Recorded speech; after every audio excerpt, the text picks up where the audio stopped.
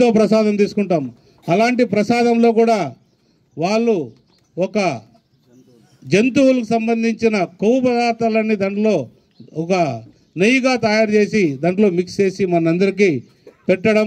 ఇది కూడా గుజరాత్లో ఏదైతే మన భారతదేశానికి సంబంధించిన ల్యాబ్ ఉందో ఆ ల్యాబ్లో టెస్ట్ చేస్తే అది రుజువైన సందర్భంగా. ఎందుకంటే చంద్రబాబు నాయుడు గారు అనవసరంగా ఏ మాట కూడా చెప్పడు, ఏది కూడా తొందరపాటు చర్యగా ఏది మాట్లాడు. అలాంటి ఈ సందర్భంలో ఆయన మాట్లాడాడంటే ఇది చాలా ఆలోచన చేసి ఇది నిజంగా ఇది ప్రజలకు నేను చెప్పకపోతే తప్పు చేసినట్టు అవుతుందనే అభిప్రాయంతోనే ప్రజల మనోభావాలను దృష్టిలో పెట్టుకొని ఆయన చెప్పడం జరిగింది. ఇది చాలా ఈ జగన్ ప్రభుత్వం చేసిన అతి దుర్మార్గమైన చర్యగా నేను భావిస్తున్నా. ఇది చాలా తప్పు.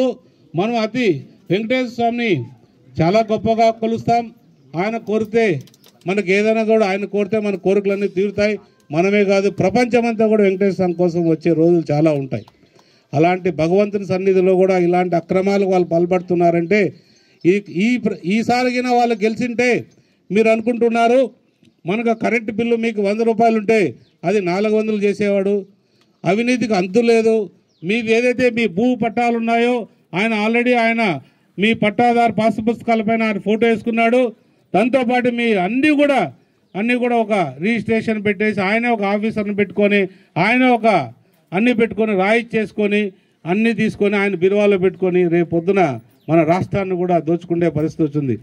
ప్రజలన్నీ గమనించి ఇంత భారీ మెజారిటీతో గెలిపించారు. కాబట్టి అంతే బాధ్యతగా మేము కూడా ఉంటాం. అధికారులు కూడా మనకు అన్ని విధాలు కూడా సహకరిస్తారు. వాళ్ళు కూడా రాత్రింపగలు కష్టపడుతున్నారు.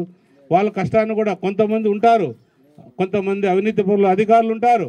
వాళ్ళని మన దృష్టికి తీసుకొస్తే మనం పై అధికారుల దృష్టికి తీసుకెళ్ళి వాళ్ళపైన ఏదైనా చర్యలు ఉంటే తీసుకునే ఏర్పాటు కూడా చేస్తాం.